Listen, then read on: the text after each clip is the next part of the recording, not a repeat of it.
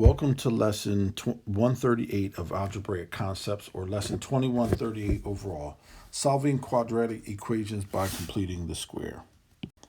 So here's our objective, vocabulary.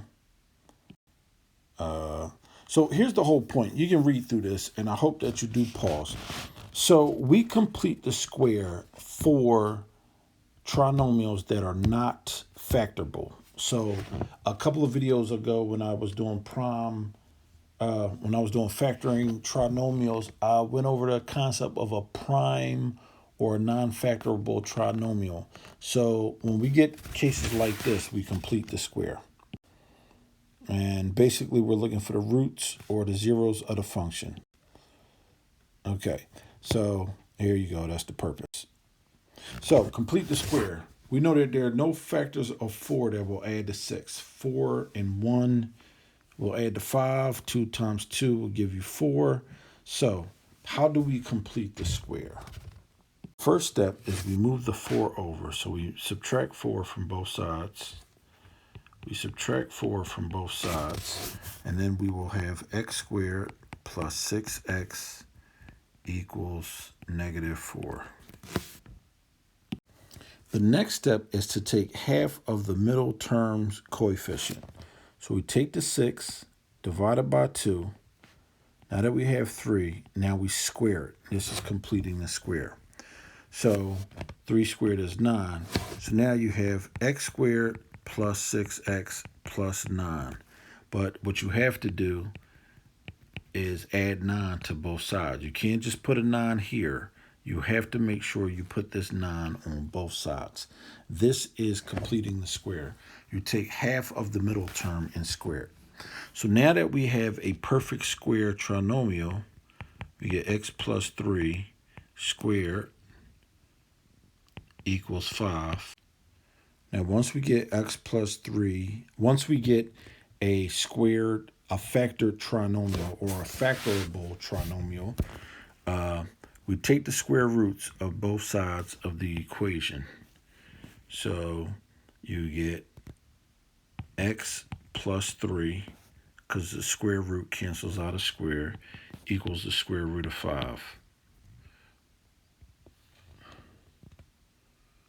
And the one thing about it equals the positive square root of 5 and the negative square root of 5. A square root will give you a positive and a negative. So this is one thing a lot of math students also forget. So now you get x plus 3 equals the positive square root of 5, or x plus 3 equals the negative square root of 5. And so now you do a little bit of math. X equals negative 3 plus the square root of 5, or x, if you subtract 3 from both sides, you get x equals negative 3 minus the square root of 5. These are the roots or the zeros of your equation.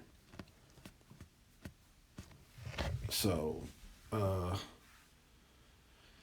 and the square root of 5 is an irrational number, and that's why these completing the square problems did not work with factorable trinomials. And that's example 1. Okay, looking at example 2, this is supposed to be x squared. Okay, so we take half of the middle term, 5 divided by 2, and we square it, which gives us 25 over 4. So x squared plus 5x, first thing we do is move the constant term over. Then we add in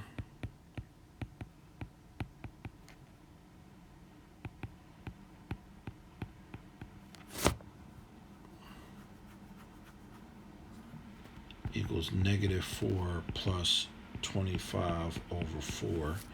And so now we know that the square root of 25 over 4 is 5 over 2. So how do we factor this as a trinomial.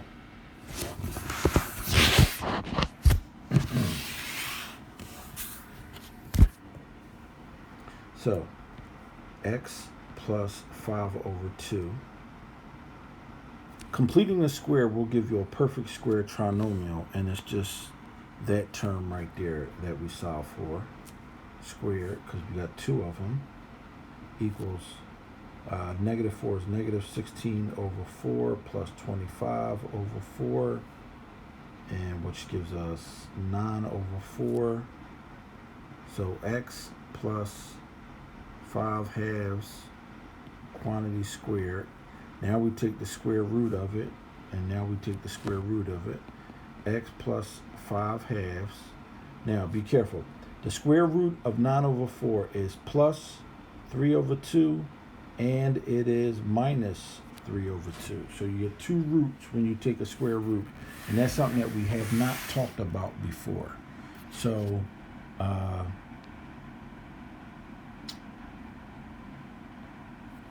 it is what it is.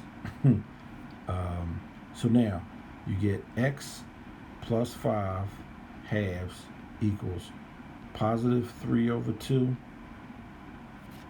and then we subtract 5 halves,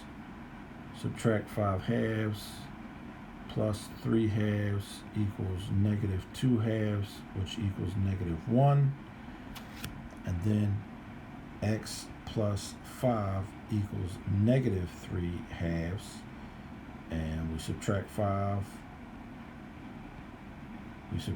halves from both sides.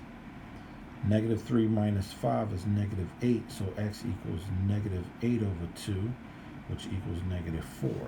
So the roots of our equation are negative 1 and negative 4, and which means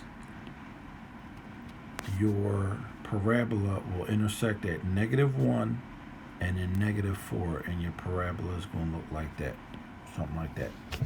I don't know exactly what it'll look like, but it'll look something like that. Sometimes you get lucky, you get whole numbers, sometimes you get decimals, and sometimes you get irrational numbers, and that's just the way it works out. So this is how you solve these types of problems. Okay, so when you have problems like this, you cannot have a leading coefficient.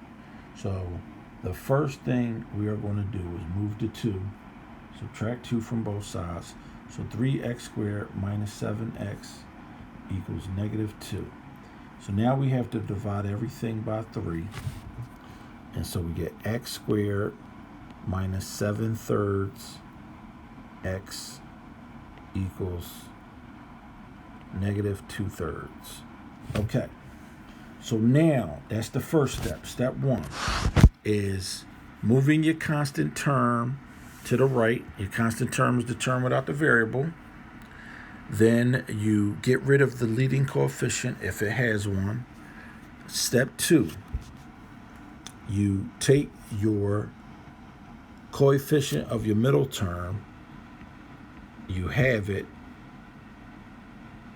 times it by 1/2, and then you get negative 7 over 4, and then you square it, which equals 49 over 16.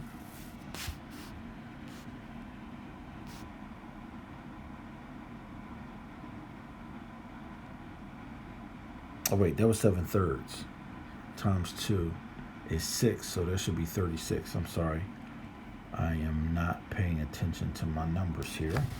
Okay, so it's 7/6. So you give x squared. Okay, so minus 7/3. You have to add on your 49 over 36 equals negative 2/3 plus 49 over 36. Okay, so now when you factor this trinomial, you will get x squared minus 7 over 6 quantity squared. And how do I know this? Once you multiply your middle term by 1/2, this will be your perfect square trinomial. That term will always be. It just works out. And if you don't believe me, just do some practice and you will see that when you factor it, it works. So, 36, how do we get negative 2/3 has to multiply by 12 over 12. That will give me negative 24 over 36 plus 49. 25 over 36 equals 25 over 36. Now I take the square root of both sides, and then I get x squared minus 7 over 6 equals 5 over 6, plus and minus. So x squared minus 7 over 6 equals positive 5, 6. When we add 7, 6 to both sides, we get 12 over 6, which equals 2. Then x squared minus 7 over 6 equals negative 5, 6. We add 7, 6 to both sides. And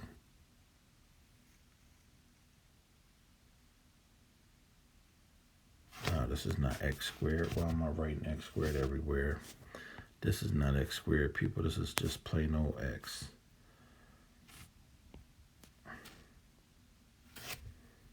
Okay. So x equals 2 over 6, which equals 1/3. Okay. So there are a couple of steps. So step 1, move your constant term. Step 2, get rid of any numbers in front of the leading coefficient if there are any. If there are not, good, you're ahead of the game. Then take half of your middle term, your linear x term, your x to the first power. Take half of that and square it and put that into your, on both sides. Add it to both sides of the equation. And once you factor it, it will always be your middle term divided by 2 will be the factor, because it makes a perfect square trinomial. And that's what you do when you complete the square. You make a perfect square trinomial. Then step 4, take the square root of both sides. You'll get a positive root and a negative root. And then go ahead and solve some equations from there. And that will be your answer. That will give you an answer. So it's a lot of steps to do, but just make sure you try to remember each step. Take it do one thing at a time. Do one operation at a time, and don't be afraid to make a lot of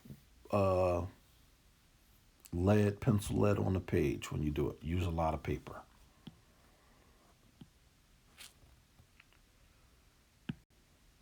So those were our 3 examples. Please try the practice problems, and I will see you at the end of the video for a recap.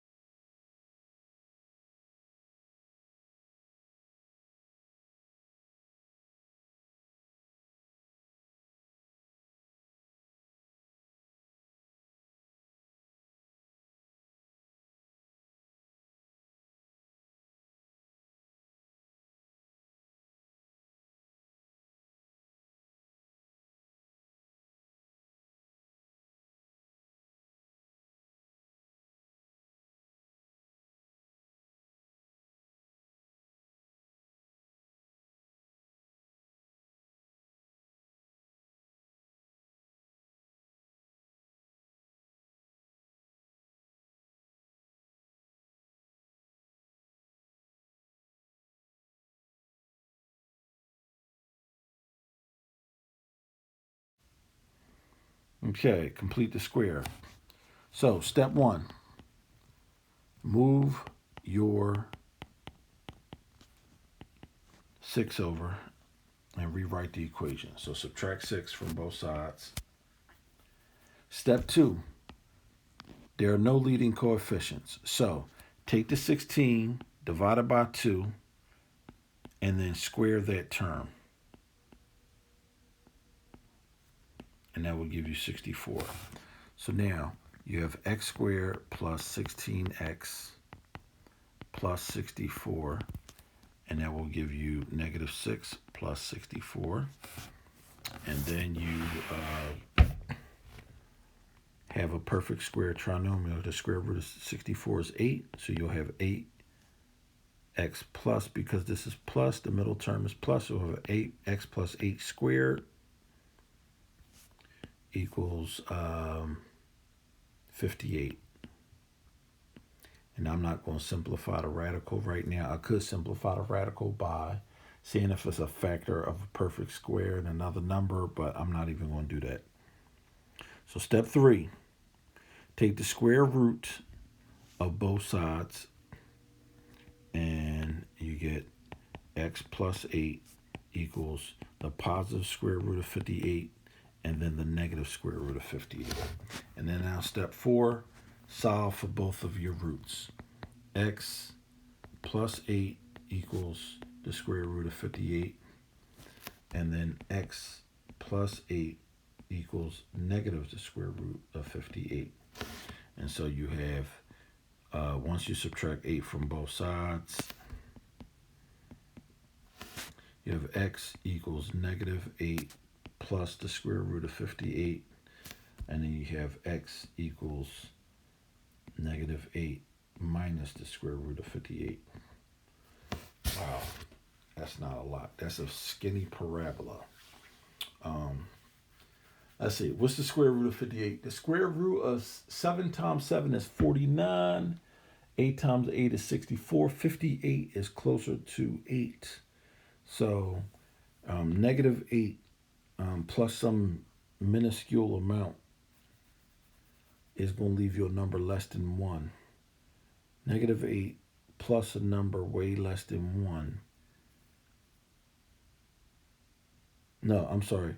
Negative 8 plus 7 point, I don't know, 7.7, 7.8 is going to leave you with about, I don't know, 0.2 and then negative 8.2.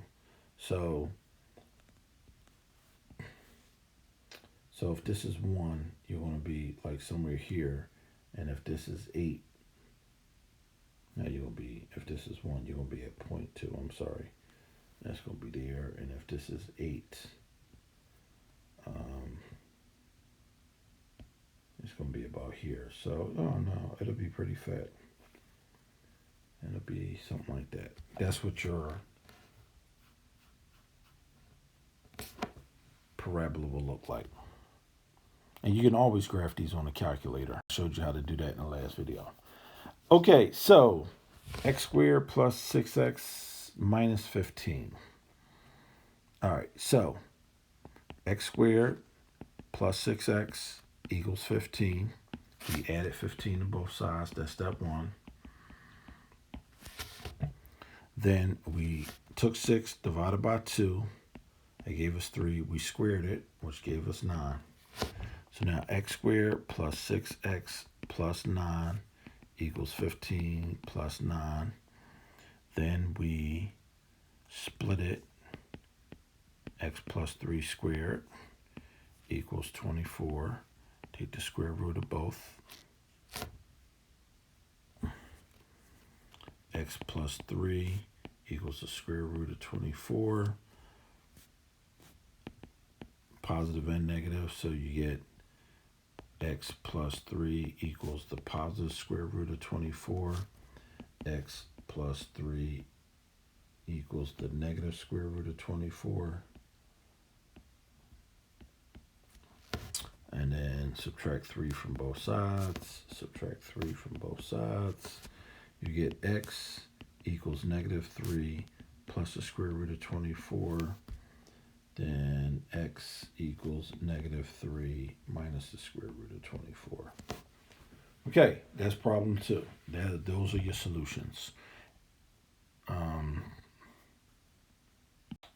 And last problem. Okay, so now be careful with this one. Step 1.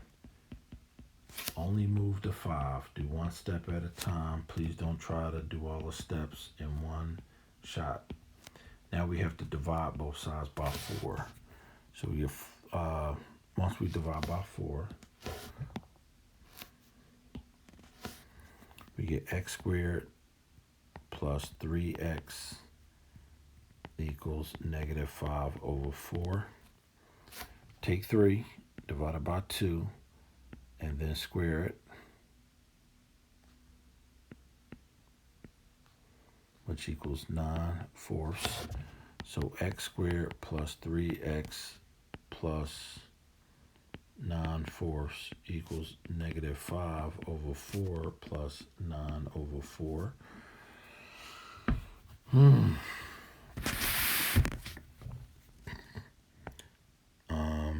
You're going to get x plus 3/2 quantity squared equals 4/4, which is 1. So I'm just going to write that here as 1. Take the square root of both sides. X plus 3/2 equals positive square root of 1 and a negative square root of 1. So x plus 3/2 equals the square root of 1, which is just 1. X plus 3/2 equals the negative square root of 1. So x equals -3/2 plus 1, which is 1 is 2/2, -1/2. X equals -3/2 minus 2/2, which is -5/2, which is 2.5. So -1/2, -2.5. So that is completing the square. You're going to have to practice these and do them, and hopefully this video helps you, but you got to watch the video and then do your own practice. Make sure you do all the steps.